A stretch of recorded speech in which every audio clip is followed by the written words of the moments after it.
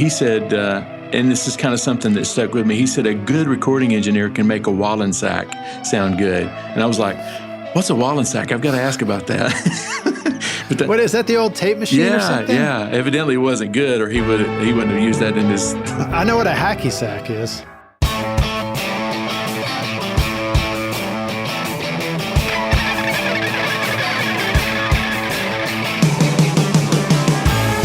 Welcome to Recording Studio Rockstars. I'm Lid Shaw, and this is the podcast created to help you become a rock star of the recording studio. Hello, rock stars. It's your host, Lid Shaw. I created this show to introduce you to real-world recording professionals to hear their stories and learn from their experiences so that you can take your records to the next level and be a rock star of the studio yourself. My guest today is Kevin Ward, a producer, mixer, audio blogger, and teacher who has been making award-winning records since he moved to Nashville in 1991, which also happens to be the same year that I moved here to Nashville. Kevin started playing guitar at 6 years old, but later caught the recording bug at 11 when he discovered that you could take two tape cassette recorders and link them together to record multi-track overdubs. He went on to spend a long career in the studio, recording and producing records. And along the way, he created Vine Records, which has won many Dove Awards for the great artists that he produces. His extensive client list includes Vince Gill, Willie Nelson, Judy Collins, Dolly Parton, Boots Randolph, Jerry Springer, Vassar Clements, Sam Bush, the Prague Philharmonic Orchestra, Rhonda Vincent, and Richie McDonald of Lone Star. Kevin then took all his experience and knowledge from years of producing and mixing and decided to help you learn how to record yourself, creating an online coaching program called The Mix Coach. There you will find many courses to teach you how to mix in different styles and genres, from rock and jazz to full orchestra and pop country. There's even a complete Pro Tools course to help you really know your DAW before you begin. And what you'll really want to check out, rock stars, is the Mix Coach Pro membership program. In this course, Kevin delivers a new song to you each month, mix alongside both the pros and your peers, so that you can take your mixing to the next level and learn how to create great mixes across a variety of genres. In Kevin's own words, you don't have to be famous to make a living at this. I'll include links to all this in the show notes, of course, at recordingstudiorockstars.com and directly in your podcast app on your phone. Please welcome Kevin Ward to Recording Studio Rockstars. Kevin, are you ready to rock? Let's rock, Lids. I like that, man. That was a gentle rock. Well, Let's rock. Maybe we'll get into some yacht rock, Hey, it's all good. Hey, introduce yourself too in your own words. Tell us who you are. Well, first of all, what an intro, man. Thank you I need to get you to write for me, write for me some, because you put stuff in there that some of which I've forgotten about. But yeah, I mean, you mentioned it. I got the bug pretty early when I was, by this time I was 11, and I'm dating myself here, but I had two cassette recorders, and I would play an acoustic guitar into one and then play that one back and then play bass into the other one and kind of mix it. And then I would just, by the time I was done, I had 3 or 4 or 5 instruments on it, and I took it to my mom and I said, this is what I want to do. I want to record like this. So ever since then, I've made my decisions based on whether or not I would get the opportunity to be in a recording studio. I would read magazines back in, EQ and Mix and all of those magazines that, I was just a kid. I couldn't even get my hands on some of them, but I stored up a bunch of good questions. And I was in Asheville, North Carolina at a studio, and I remember thinking, this is my chance to ask a real recording engineer some of these questions. And I remember the question I asked was like, what's the difference between +4 and -10, and does it have anything to do with balanced and unbalanced cables? And the guy looked at me like, wow, you know what that stuff is. He said, are you interested in doing something like this? And I said, absolutely, man. And he said, well, I'll be leaving for Full Sail in a few months, and I need to hire a replacement. Would you be interested? And I said, it was like almost, I teared up a little bit probably because, by this time I was 20 and I'd been working on it for a while. But anyway, I worked in Asheville at a studio called Crossroads. I got some great experience there. I would record pretty much a record a week. Sometimes more than that. I was just telling my intern that, when I first started, we would cut tracks, 10 tracks on Monday. We would sing 10 songs on Tuesday, and usually we would mix on Thursday. And sometimes if you had a lot of money, you would spend 2 days on vocals. That's awesome. That's great.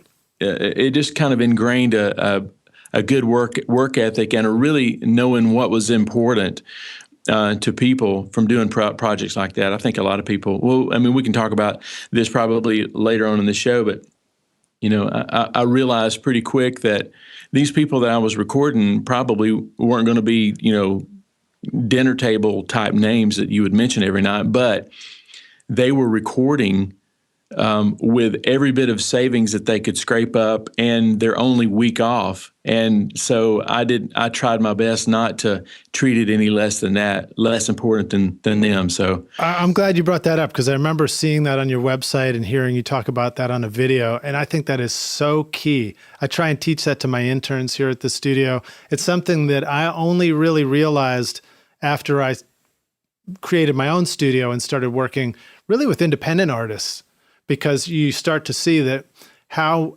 truly invested a client is in their music and in what they're doing. And when they come to you, they're putting everything on the line. Mm-hmm. And when you treat them that way, when you treat your artists with that kind of respect and understanding, it makes such a difference. Yeah. I mean, it's a great way to learn, and it's a great work ethic to adopt. I mean, I think a lot of people, when they go into recording, they just think that they're going to be working with famous people all the time. And I know I've listened to some of your podcasts, and I know that some of the guys that you've interviewed, like Reed Shippen, man, what a rock star he is. And, but I'll bet you if you ask him, well, I don't know about him. I mean, it seems like, he just puts out one hit after the other. But guys like me, my claim to fame, I guess, is that I've been able to make a living here in Nashville and really recording, except for the names that you mentioned in the intro, most of your listeners have probably never heard of and never will hear of.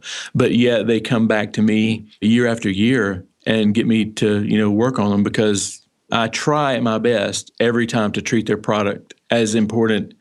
It's funny, when somebody asks me, what are you working on lately? I don't know if you're this way, but I never can think of what I'm working on lately, except for what I just finished working on. And most of the time it's like, something they'll say, who? And I'll go, yeah, I mean. Yeah, I do. But it's important. I do a yearly gig at Bonnaroo at the festival, and I'll go down and record up to 40 artists in 4 days. And then somebody will ask me at them, they'll say, oh man, what was the highlight for you all week? And I'm like, I can't remember who I just recorded. I know the one we just did just now. That was probably the highlight. Yeah. So yeah, I know what you mean. You get so invested in the moment. And another funny aside with that is, do you have that experience of having this intense weekend in the studio and you learn and you get to know all the band members, all 5 people, all 6 people, whatever. And then a year later, you have to be reintroduced to those people sometimes because you're just invested in the moment. One thing I try to do when I have people come in the studio, I don't try to do this. It just seems to always happen. But I found, back in the years in Asheville, before I moved to Nashville in 96, placing the importance, I realized that most people, including myself, would not remember the quality of the recording 5 years down the road, but they would remember the experience. So I tried to make sure that it was an experience that, people think it's funny that the first question I ask is like, where are we going to lunch? But man, there's a lot of good stuff that happens over lunch.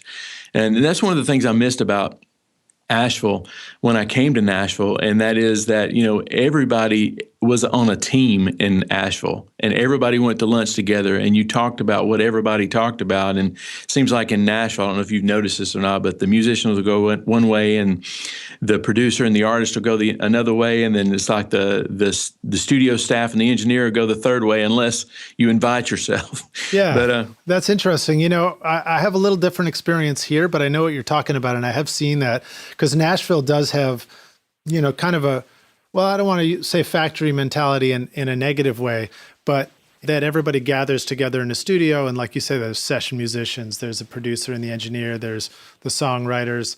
And so they do come together for those 4 hours and they might go off and do other things.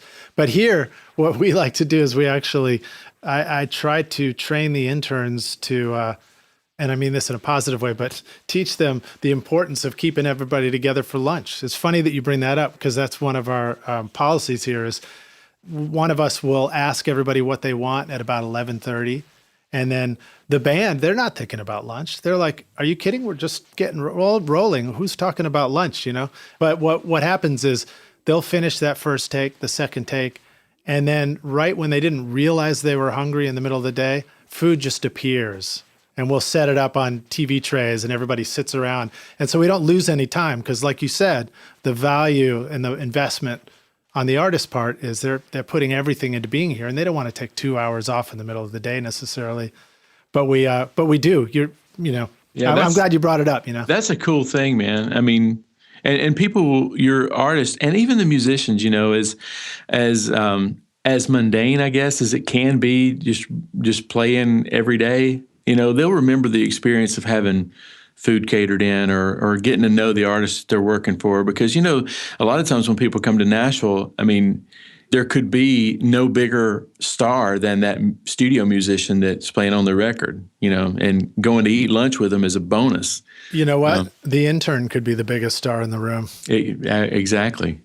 So I love to emphasize the experience. Well, so Kevin, can you start us off on this podcast with an inspirational quote? I mean, you've given us a couple already and they come from you. What else have you got for us? Well, when I was in college, man, I got to, somebody gave me a copied tape of a guy named Zig Ziglar. Oh, yeah. And he said something when I was first trying to get started on my career. And I guess this shaped me a lot, but he says, you can have everything in life you want if you just help enough other people get what they want.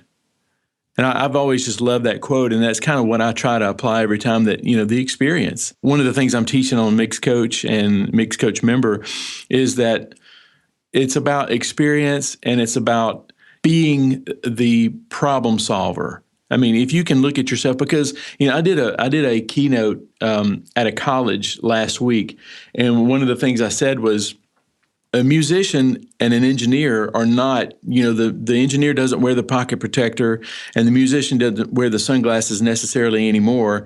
It's pretty much, we do what we have to do to make music. And a lot of times, the engineer is the musician is the engineer. So we have to kind of be in the role of being a problem solver, whatever that is. If somebody needs coffee, solve that problem. Or if they're hungry, solve that problem. Or if they need their vocals to sound better than they are and it's not the microphone, if you know what I mean, solve that problem too. That's so wise. I wonder if that's a little bit of a Nashville thing too, because one of our shared experiences here is that we're almost always working with live musicians, real people playing music together with, just really simple problems sometimes, like where am I going to set my foot, that kind of thing. Like, how am I going to not be tangled by this cable? And I think that often we might think that the solution to making a great record is some fancy new piece of gear or some plug-in or something that we don't have, when in fact, the greatest difference between a bad guitar part and a great guitar part might just simply be the fact that you came out and showed them that you had another chair to sit in. Yeah. Well, what's funny? I actually gave 2 keynotes last week. The first keynote was to a bunch of instructors or jazz teachers. It was at the end of a jazz festival that they had. And my question was, why aren't you recording more? They all are in front of live bands every day, so why aren't you recording? And one of the in my imagination, one of the holdbacks were, I don't have the equipment. So I did something kind of funny, which you may appreciate, and it goes along with what you just said. I've got a mic shop U47, which is kind of renowned in Nashville as being one of the best new stock, or new U47s you can get. So I took my acoustic guitar and I got in front of that U47, which is sometimes a go-to on acoustic guitar. It just sounds great. And then I took my iPhone and put it right underneath it and recorded the same pass with both microphones. And I put it in my keynote and I said, okay, so which one of these is a $5,000 mic, run through a $2,000 interface, then run through a $1,000 DAW, and which one is the really expensive one and is recorded on the iPhone? And do you know that both of the people that had the courage to try to guessed it wrong?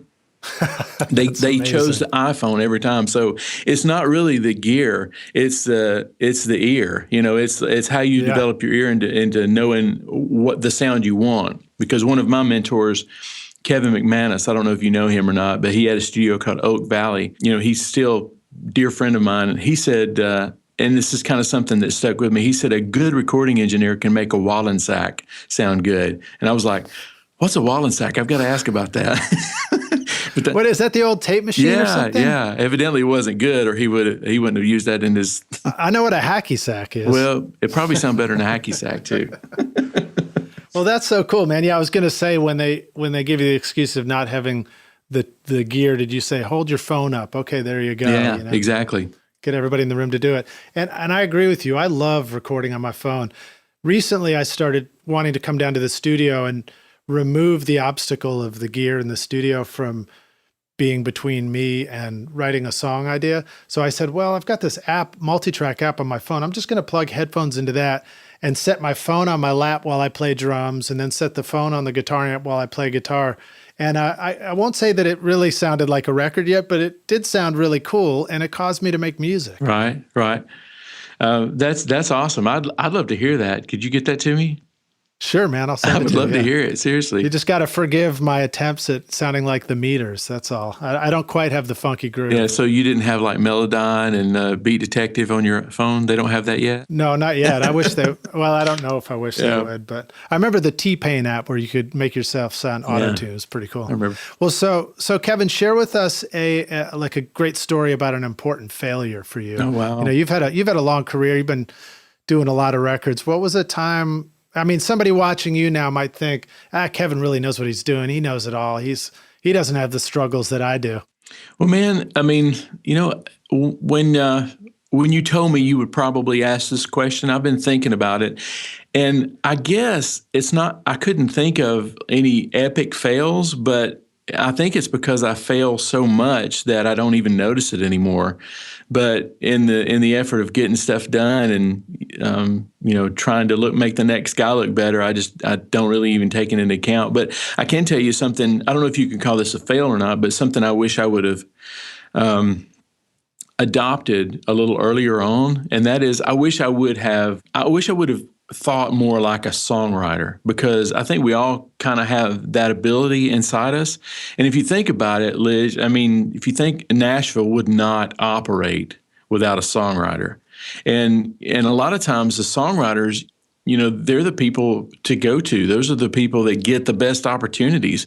And I wish sometimes that I would have not said when I first moved to Nashville that, even though I believe you should be kind of focused toward one direction, sometimes you just have to adapt. And I wish on those times where people are having trouble with a line, I wish I would have chimed in and kind of became more of a songwriter and, creating music from that early stage instead of trying to craft it in a later stage. Well, you think it was that fear of the expression, a word is a third? I just heard that recently in Nashville, the idea that if you contribute a word to a song, somehow you now own a third of the song.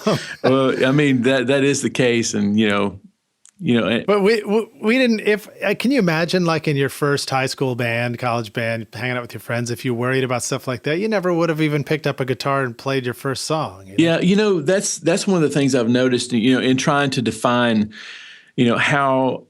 what most people's obstacles are into getting into music and creating music. And some of it's the, fact that they don't think they have the right gear. And some of it, if you do this long enough, of course, you work with songwriters and musicians, or creative people, I guess I should say, like us and songwriters.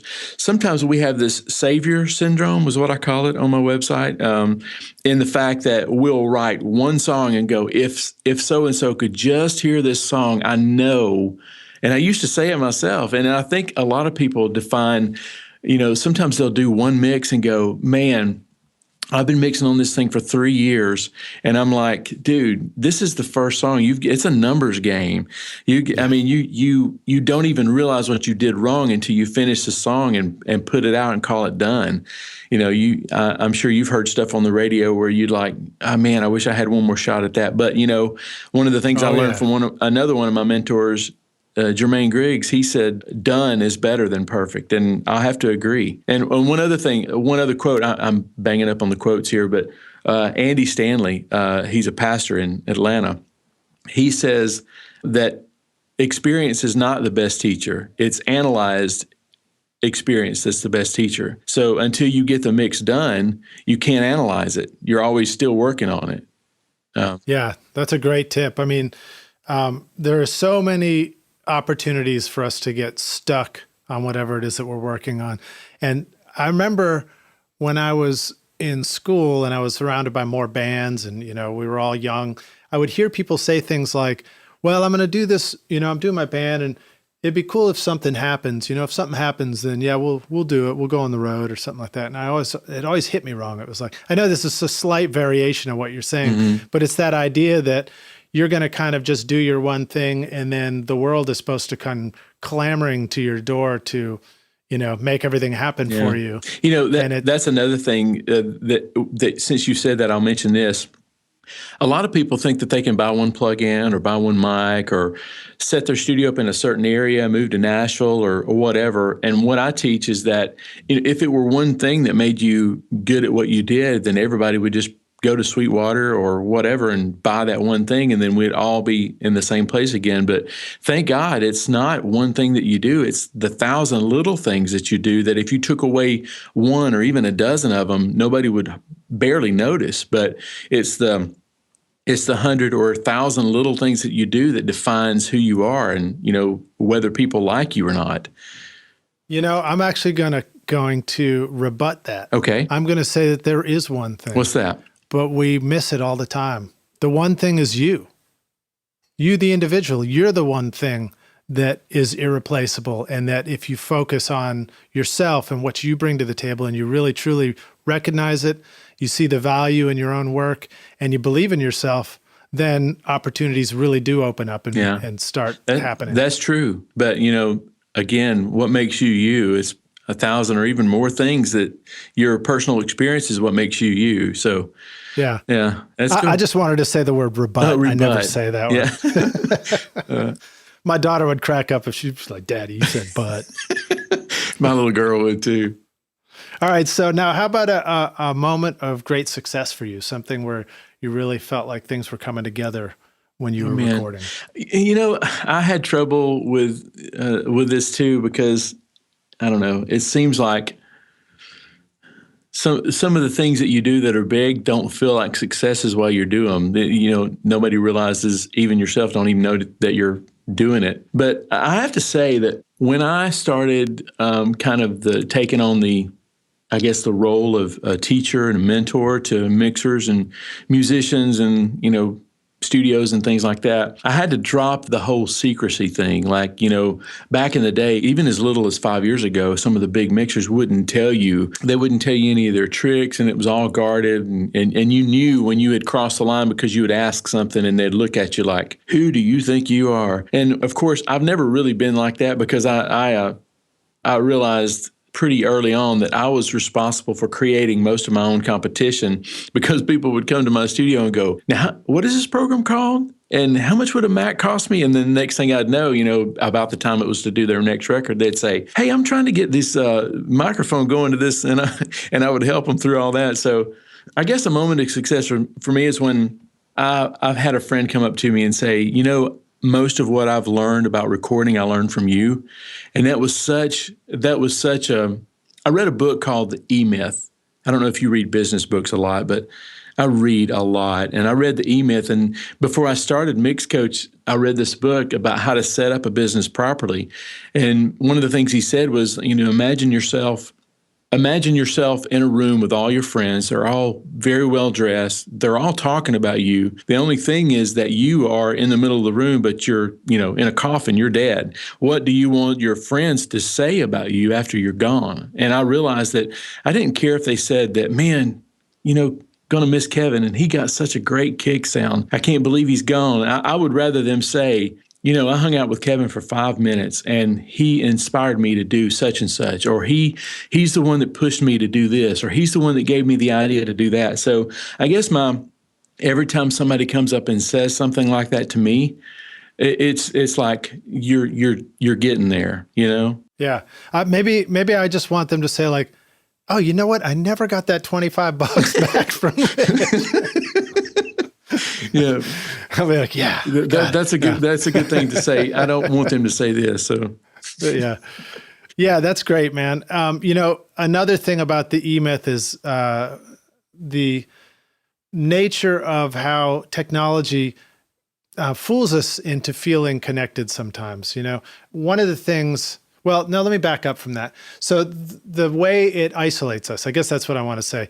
We have our computers, we can all go off. Your client who maybe took their computer home now isn't necessarily in the studio with you. And sometimes we forget the value of getting together with people and getting into the studio to play together. And we think we might go off and do it on our own, or we say to ourselves, you know, I can record all the parts myself and do it. And then you do that, and then you go have lunch by yourself, and you realize you're like, wow, this isn't quite as much fun as being around all my friends. But you know, and that kind of starts to bring us to one of your things you created, the Mix Coach, too, to talk about that, the value of finding places where you can get together with people, even if it is online, just bringing people back together, you know, having that communion as you're working on projects together, mixing, recording, producing. I guess I just wanted to throw that in there. Yeah. You know, I told you that I went to a college last week and taught a little bit. That's one thing that's kind of got me fired up right now. One thing I realized is that as much as you can teach online in front of a camera and like, you know, see people on their Instagram feed and all that kind of stuff, there's something about being in the proximity of somebody. You know, I did a blog post on Mix Coach, and it was called something about the proximity effect. And it's not the kind that you get from a cardioid pattern microphone. It was like, you know, one of the ways I got work when I first moved to Nashville is going to lunch with people. And just from being in the presence of people puts you in a different category than somebody who they could text or they could email. And, you know, I was talking to someone across the table, and I said, there's so much being said, even when we're not exchanging words across the table. There's stuff that happens across the table that could never happen in any other platform. Yeah, I agree with you. I mean, lunch is, I've said this before on the podcast too, but lunch is my number one place to meet with people. I'm going to have lunch anyway. So in fact, I've got somebody that I'm going to be meeting with, you know, having a lunch meeting with after we finish this podcast.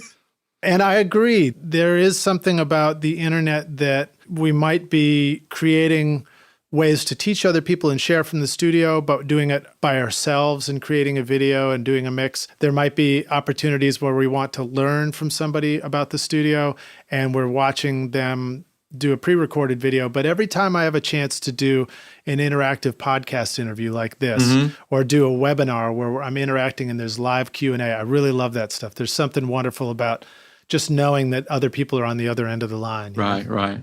Well, so tell us about Mix Coach Pro, because I know that is a big part of what you do there. That's an element to it, is that there's that community interaction. Right. What do we need to know? What should we know about the Mix Coach Pro? And I mean, that? it's a community of guys that want to learn to mix different styles of music, and you know, and like I said a few minutes ago, you know, you can't mix one song and really call yourself a mixing engineer. You kind of have to mix a lot of songs. And, you know, I mix a lot of gospel music, and a lot of people won't, you know, they may discount gospel music as one genre, but in reality, you know, gospel music covers, I mean, on one record, for example, I may mix a huge orchestra, like 100-piece orchestra and a rhythm section at the same time, which is a very challenging mix. And then the very next mix may be an a cappella song with, 20 tracks of vocals. And then the very next mix may be a bluegrass style with an acoustic bass and all acoustic instruments.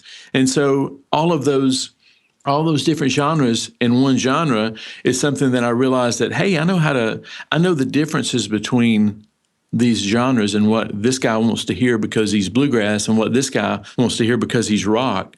And I kind of wanted to, you know, be able to impart that on people. So I started Mix Coach Member a few years ago, and every month we get a new song to mix, usually something that I'm working on or have worked on.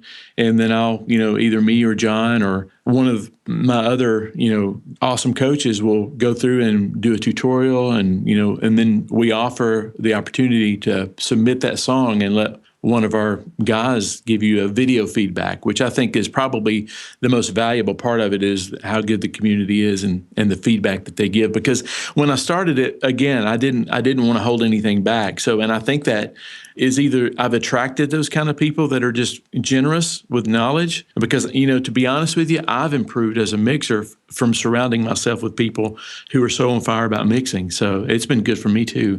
Yeah, I mean, one of the things I say is the best way to learn is to teach, right? Mm-hmm, exactly. Well, so now as a member of Mix Coach, now let me make sure I've got the term right. It's Mix Coach Pro or Mix Coach Pro member? Mix Coach Member is what it's called. If you go to Mix Coach Member, you can find it, but you can find it on my website, or you can put a link to it if it's easier for people to remember. Put a link to it on your website too. Okay, I'll do that for sure. Thank you. So if somebody's a member of that, they are getting multi-tracks delivered to them every month. They're learning about the mix that you do, and they get an opportunity to mix it themselves and submit their mix to you or one of the coaches for feedback. So that's very cool. Yeah, I mean, that's not included in the membership, because I wouldn't want to charge everybody for that every month, because not everybody's ready to commit to turning in a mix every month. So it's a small upcharge, but it's negligible actually for what you get from it. Because I was reading an email last night that, I love reading email, but my purpose here, I love reading emails where people saying, man, I learned this because you put it up here on Mix Coach. And so that's cool. So you've created it in a way that you can join as a member and you can get the monthly stuff. But then if you want to take it to another level, you've got different tiers. Right. There's a couple of tiers that you can go up. Yeah, actually. Yeah. Cool, man. Now, I know you were also telling me about some great free resources on your website as well for people who are just getting started and want to learn more about mixing. Yeah. I mean, one that I can think of, 5 things every great mixer knows. I mean, it's not a tutorial, really. It's really like me sitting down and going through 5 things that I think mixers ought to know, how to get work, one thing in particular, and it's toward the end, it's called what I call the American Idol effect. And it's like, how regardless, I mean, there's great resources on the web with, Graham Cochran and Joe Gilder and some of these other guys that are, doing some of the rock stars that you've interviewed. There's great resources out there, but it's very important that if you want to be a mixer, that you surround yourself with people that are going to hold your feet to the fire. Because your mom, have you ever watched American Idol in the first part of the season where people go in there and their mom has been telling them their whole life how awesome they are. And then there's this cold rush of cold water when they realize that they're in front of pros now, and the pros don't agree with their mom. And my point is, you've got to surround yourself with people that are going to, hold your feet to the fire, hold you accountable, ask if you could do this a little bit better. And that's one of the cool things about that. So on the 5 things every great mixer knows, that's one of the things that we cover. But, it's not a tutorial per se, but I have a ton of tutorials on YouTube. I've got a podcast and all that stuff. So there's a link to all that stuff I'll send you all that stuff, when you sign up, for the mailing list. Yeah. Cool. I'm going to go on a tiny tangent here, but you talking about that process of being in front of pros, and then your pros don't see it the way your mom did. It reminded me of my first experiences here in Nashville. I came here, I was around these people who were very serious about recording. And the first thing I did, I think my first reaction was to sort of put myself away a little bit. The stuff that I loved doing before and the recordings that I was so excited about, I felt kind of guilty about them being surrounded by so much great stuff. And while I think that's okay initially, and it's certainly great to learn all these great skills from people who are really talented, I find that later on in my career and everything, I want to dig that back out again, bring out the stuff that got me excited about recording music in the first place. So I've sort of witnessed that it's a cycle. It's like you start out with excitement, and then you go to school and you get a little bit quiet and shy.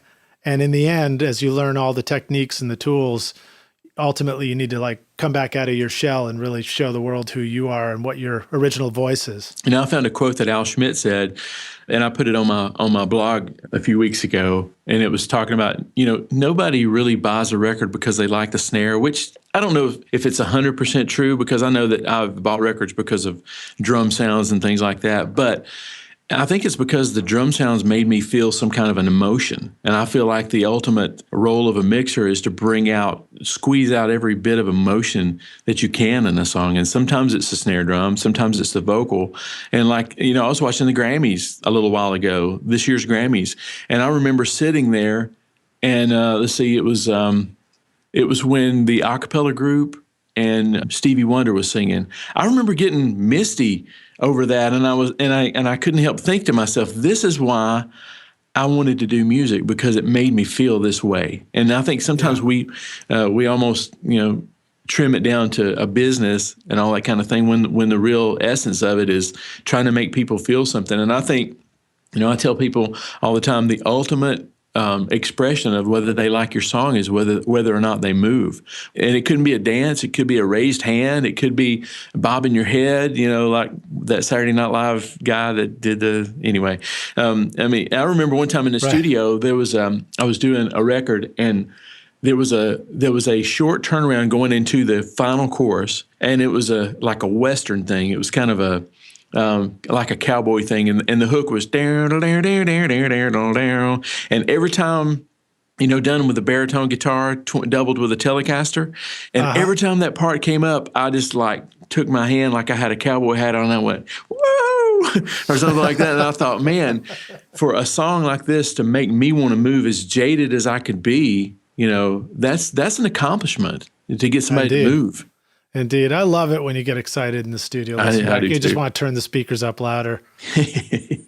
Well, so that's all great stuff, Kevin. Thank you for that. And your 5 things that every great mixer knows, that resource, Rockstars, I'm going to have a link to that at recordingstudiorockstars.com/5things. All spelled out, right? Yeah, it doesn't even matter. I'm going to put it both ways. So whether you type in a 5 or spell FIVE, just remember recordingstudiorockstars.com/5things, and that will give you a direct download. You can get on the email list. You can learn about Kevin and get straight over to his site. So very cool. And then we're going to take a short break here, and we'll come back in a moment for the jam session. Does that sound good to you, Kevin? That sounds good.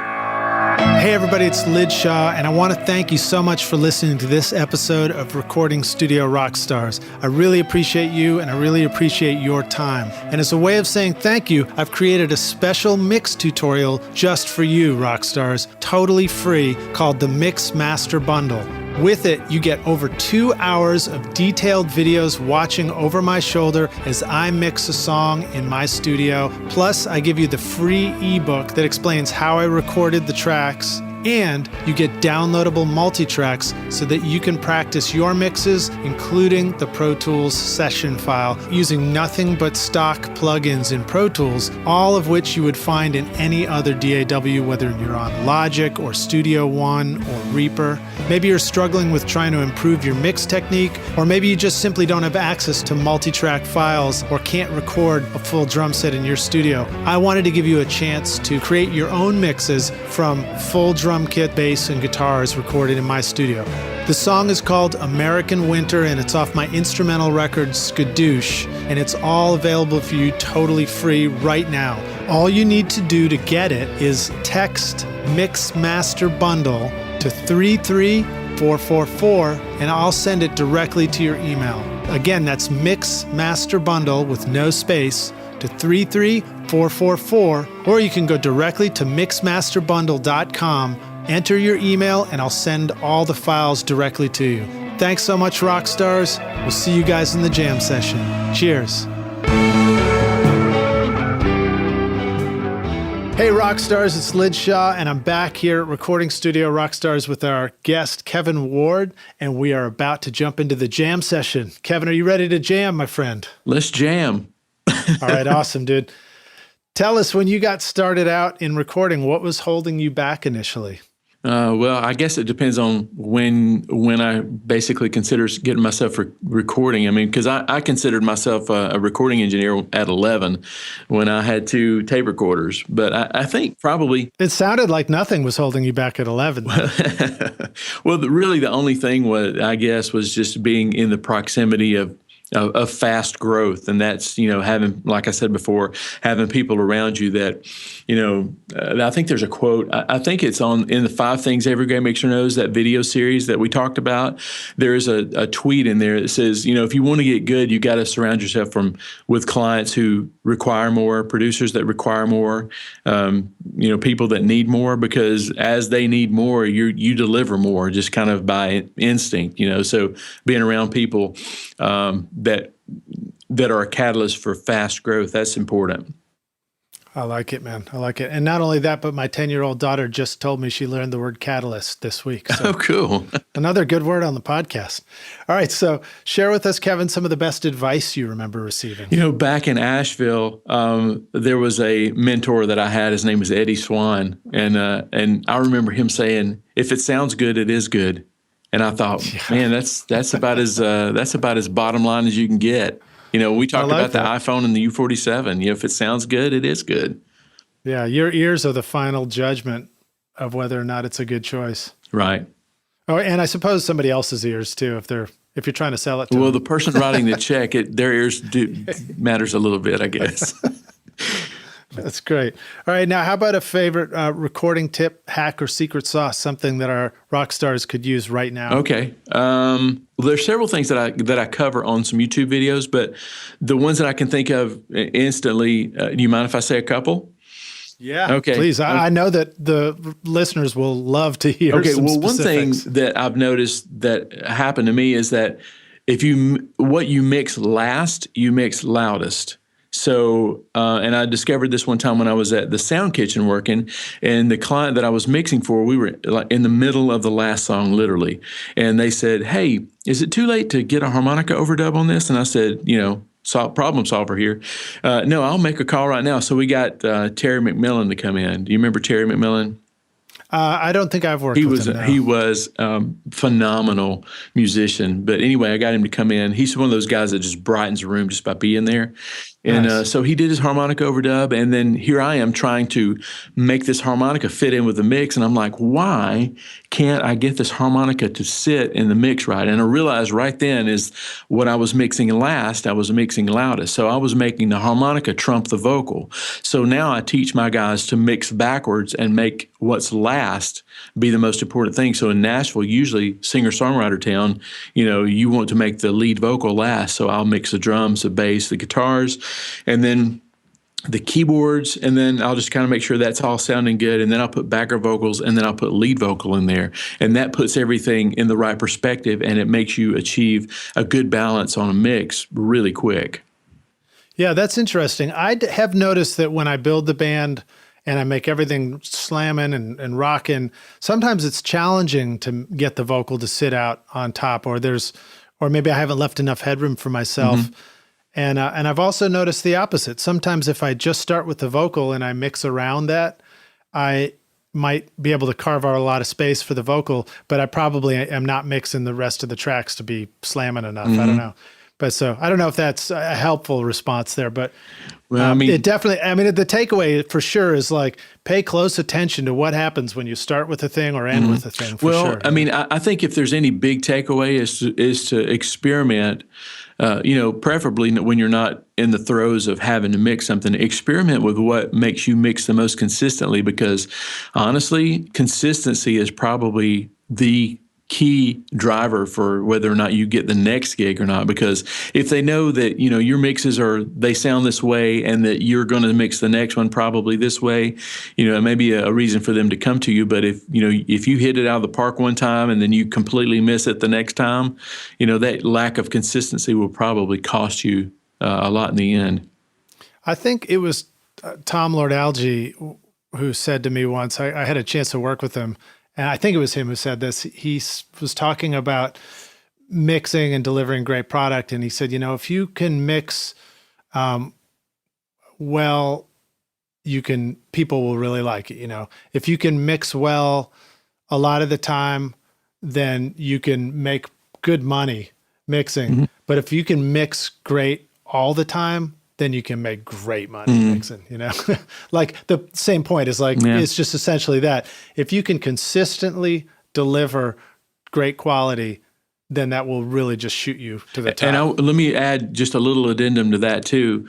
Tom and Chris are some of my favorite mixers, and I'll guarantee you that if you were to watch them any 2 days in a row or any 2 given days, they're going to have rituals and routines that they go through, and this art, air quote here, this art of mixing is a lot about 80% or 90% ritual and 10% creativity. And you build a ritual into practice, which is, another reason that I started Mix Coach, is that this is a chance for people to practice and get good at something. So when somebody comes to them and say, hey, can you mix this bluegrass song? You go, yeah, I can. And then you've already got templates, you've got, things kind of that you've built yourself. So ritual. That's huge. That's huge, man. Every opportunity I've ever had to be in a studio or in a situation with a mentor and learning from somebody who's more experienced than me has been a huge leap for me. So I totally agree with you. Having an opportunity to come in from all the way across the world and be in a studio with you learning how to mix is going to be a great opportunity for somebody who's looking for that. Yeah. I do have a class like that where people come from, technically all over the world, although it's a weekend in the fall that we do here. It's called the Mix Coach Experience Weekend. And it's just a combination of us sitting together, listening to each other's mixes, and just being with your peeps, people that that help improve you. And it's something I look forward to every year. This coming September will be the 3rd year. And, I'm making plans on launching that right now. Now, do the T-shirts for that say, "Are you experienced?" They should. Little Hendrix reference. Maybe I should get you to help me with my T-shirts. You're obviously creative with the T-shirts. I'll be glad to, man. I think I was telling you on our break that when I do Bonnaroo every year, I like to print up T-shirts, and my very old great friend Matt Fuller, who played drums in my band, he's out in LA. He does all the graphic design. But this year he did. It was our 11th year, and so he put a guitar knob in the middle of the shirt that goes to 11 from Spinal Tap. You had it modified then, right? Yeah. So, all right, we got a few more here, Kevin. Now tell us a great or a favorite hardware tool for the studio. Something, now this could be anything. You can think outside the box if you want, but something that every time you're in the studio, you're like, boy, I'm sure glad I've got this. This always makes life better in the studio. Well, I almost hesitate to say this because I don't want to discourage anybody. But I just bought a set of Barefoot MM27s, and that's probably the most expensive thing I've ever bought for my studio ever. But at the same time, while, like I was listening to one of your podcasts, and it was, who was the Jonathan Roy he said something like in his podcast about, it's not about how expensive your speakers are, but just get to know those speakers. I agree with that wholeheartly. But you discovered that my podcast sounded so good on your Barefoot monitors. It really did. I thought, no, it was so revelational because the low end there, and it was like, and I realized after I got them, I guess that one of the reasons I love to go, like every now and then I'll go to a friend of mine, Wayne Hahn, who's a producer. We will take a project to Capitol and mix in one of Capitol's big rooms, like the C room usually. And they usually have these nice big monitors. And so it's not, a lot of people want to give a lot of credit to, doing the stem mixing or mixing, what's that, not mixing in the box, but mixing through a console and stuff. Yeah. I think the biggest thing is the types of speakers that those studios typically have. And I noticed that, I was cleaning up a lot of low end stuff, and there was a lot of detail that I was hearing there that I didn't hear. So I went to, I was humbled. I went to John Mayfield, who's a phenomenal mastering engineer right there in Berry Hill. And I took a project that I was working on over there, and, he was listening on a $100,000 set of PMCs. And I was like, man, if I could just hear that in my studio, I could fix it. And then instead, he was tweaking stuff around, nothing big, a few dozen little things that I could have fixed here. So I decided then and there that it was about time for me to, I love NS10s, and I was mixing on I think a set of Tannoys, old Tannoys, and my Event 2020s. And again, it wasn't a huge thing. I don't think everybody needs to go out and buy a huge set of speakers, but it did make a difference for me. Yeah. Carl Tatz, a studio designer in Nashville, he does what he calls the phantom focus system, and he'll dial in the speakers so that it's perfectly tuned for the room. And I've heard many of his rooms, and they sound incredible. I mean, I feel like I'm sitting in front of a 20-foot wall of solid granite when I'm listening back to playback. But I remember taking a mix that I'd done and listening to it on a system like that, and I heard a rhythmic part in the bridge in the low frequency that just didn't even exist anywhere else. It was like a musical part to the song that I didn't know was there. So interesting, and it's true. You can really hear remarkable things. Right. So great advice. Sorry to share that with you, rock stars. Monitoring is a really important thing. I don't know that you need to go spend $20,000 on, the big, huge monitors just yet. No, but one thing that I teach, and this is in the 5 Things series of videos, is that really, if you have a laptop with a DAW on it and a good set of headphones, or a set of headphones that you trust and know how they sound, you're in business. You can do whatever you need to do. And for the longest time, I got a set of Grado headphones, which are still a little bit more top end, but the Sennheiser the Sennheiser is a 650s are great headphones. I had a set of $300 Sony headphones that I loved, and I noticed that Graham Cochran mentioned that Andrew Sheps? Yeah, he mixes on a $100 set of headphones on his laptop. That's just evidence that, what Jonathan was saying is right. We can't all afford to jump in the deep end of the pool and buy, I know Reed mixes with a nice set of monitors too. That will come eventually. But for right now, don't let it hold you back. Just get a good set of headphones. You'll be fine, I promise. Yeah. Well, I mean, ultimately, it depends on the environment you're going to listen back into. So if you're listening in a place that doesn't have $20,000 speakers, then maybe the ones you're mixing are the best representation of how it's going to sound. Right. Well, so, hey, now share with us a favorite software tool, something in the computer that's really great to have around. I keep talking about this, but the thing when I was talking to the college kids at Casper, they asked me kind of the same thing. And I said, first of all, any mic, and that's when I referenced the U47. And because, any studio mic that you buy now, honestly, is going to be about as good as the next one, unless you've just got a lot of money to experiment. So, but software, in my opinion, you may roll your eyes, but Melodyne is unbelievable, because Melodyne can make a person, if you think about it this way, Melodyne can make a person sound better than the best mic, the best mic pre, the best compressor. If they're flat, it's just a really good recording of a flat singer. And a lot of times I do melodyning and tuning and stuff without people even know it. And here's the funny thing is that when people come to your studio, they don't say, man, he had a U47 and a LA2A and this and that. They don't know that stuff. They just say, I really like the way my vocal sounds here. And they don't attribute that to the mic. A lot of times they attribute it to how on pitch they are and how good they sound. Yeah, if you're singing well. Yeah, so Melodyne is an invaluable tool to me. I love Melodyne. I use it all the time. I was just using it this week. I find it's an incredibly powerful tool, and I actually use it the old school way. I don't use it sort of the new school way. One of these days I'm going to put together something where I show exactly how I do it. But what is the old school and new school? Well, I just use Melodyne Studio. It's just the multi-track version, and I import all my vocals into that, and I tune them all separately, and then I bring them back into my Pro Tools session, as opposed to putting it as a plug-in on each vocal track in Pro Tools. Right. But I do a little bit of both. Well, that's a great tip.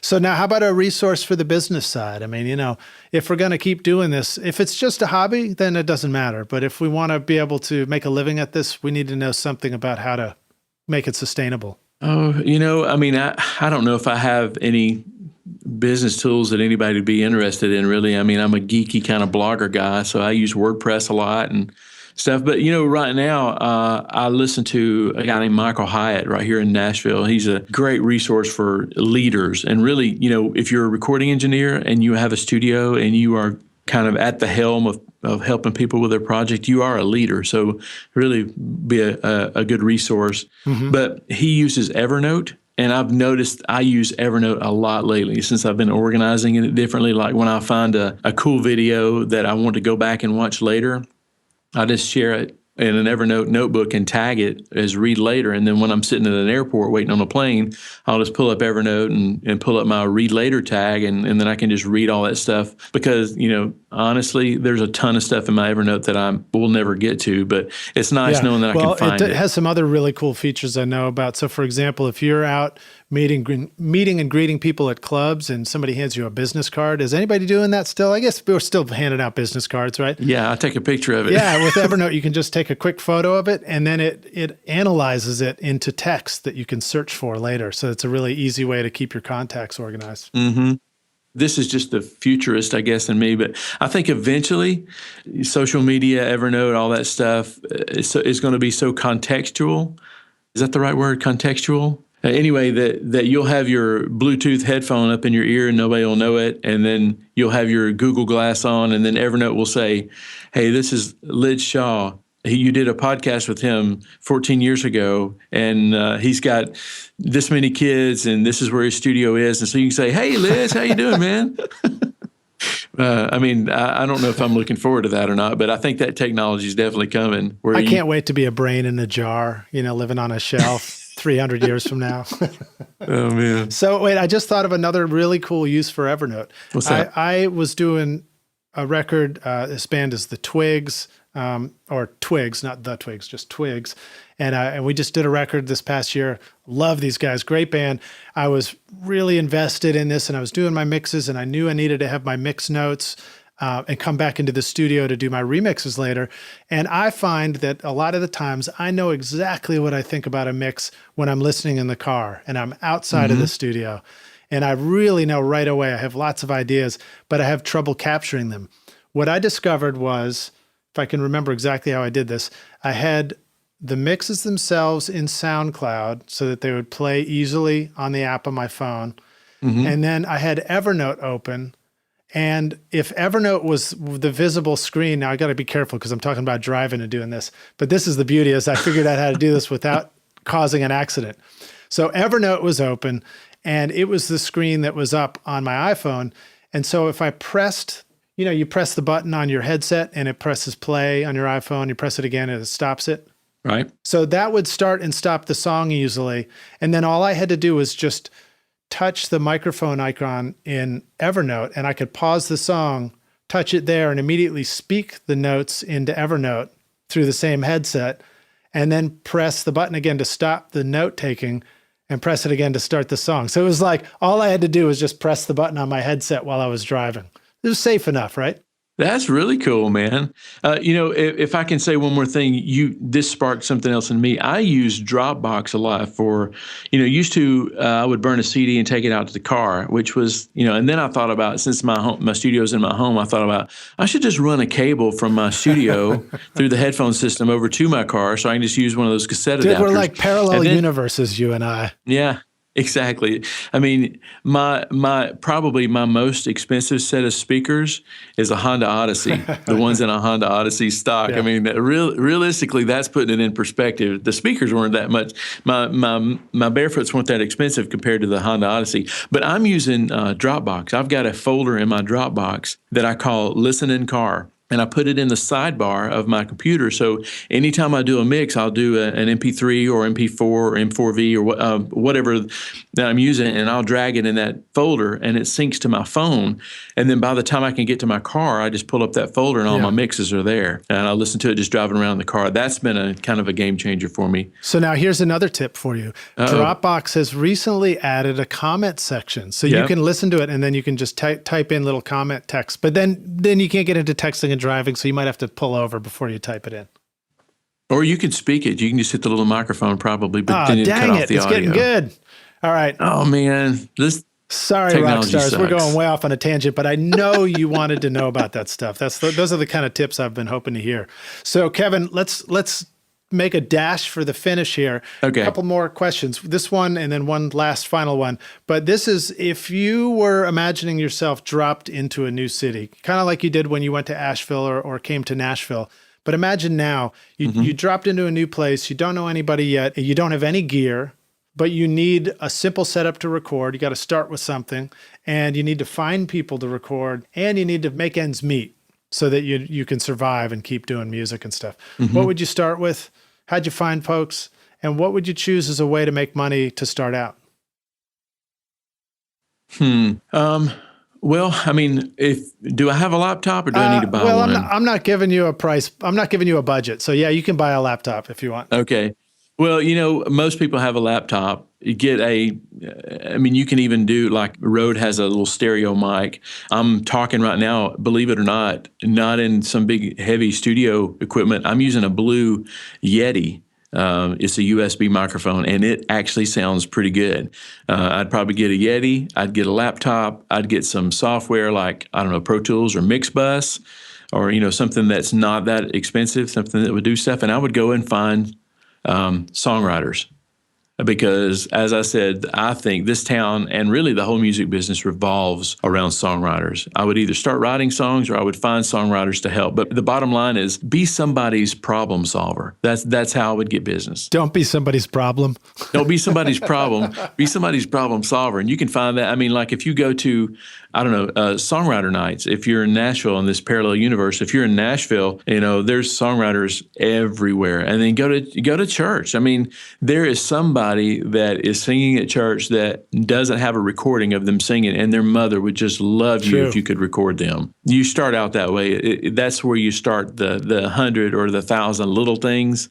That's where you would start. Yeah, and that's it's a reminder to us all to never forget or take for granted the things that we know how to use. So, for example, if you know how to open your laptop, open up GarageBand, plug a microphone in, plug a headphone in, and record somebody, you still may know more than somebody else who would really love to have a recording of themselves, but just doesn't even know where to begin yet. So there is opportunity out there to go out and record people. True. All right, so here we go. Kevin, this is it. This is the big doozy question. I'm nervous. What's the single most important thing that our listeners can do to become a rock star of the recording studio themselves? I would say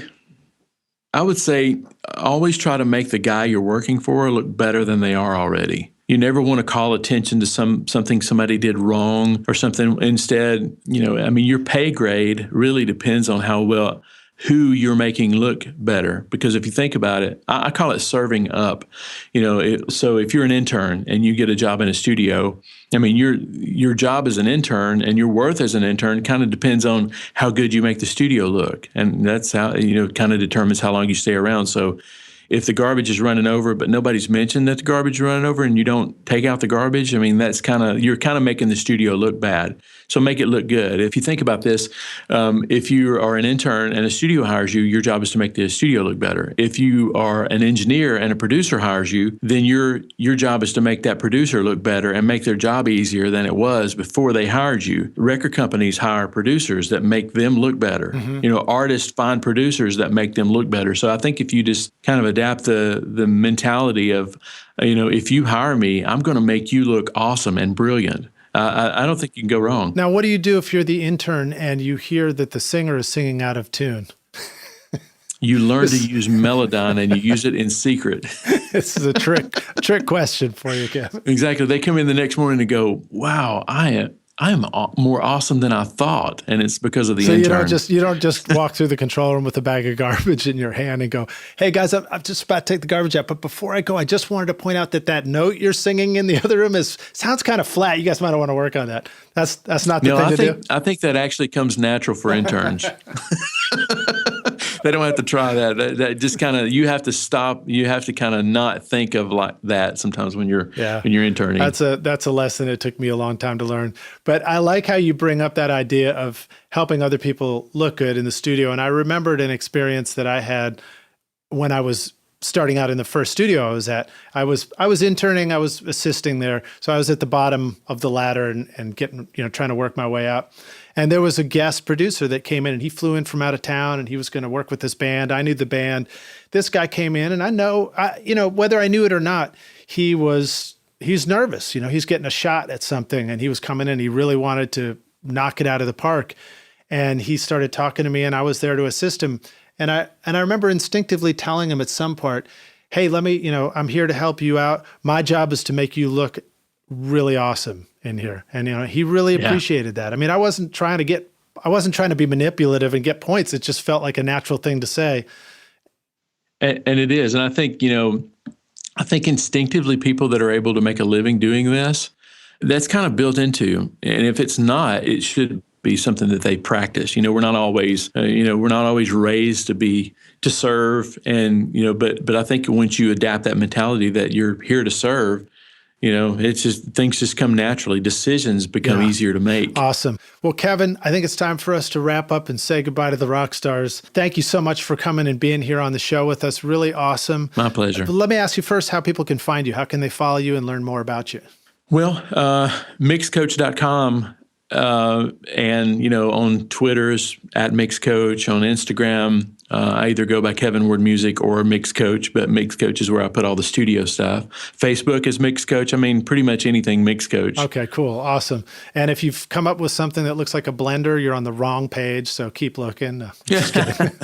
So, or a tennis shoe, because I noticed one time it was my coach one time. Oh, it was nice. some kind of tennis shoe thing. Nice. Man. Well, you were talking about serving. I was thinking about tennis there too.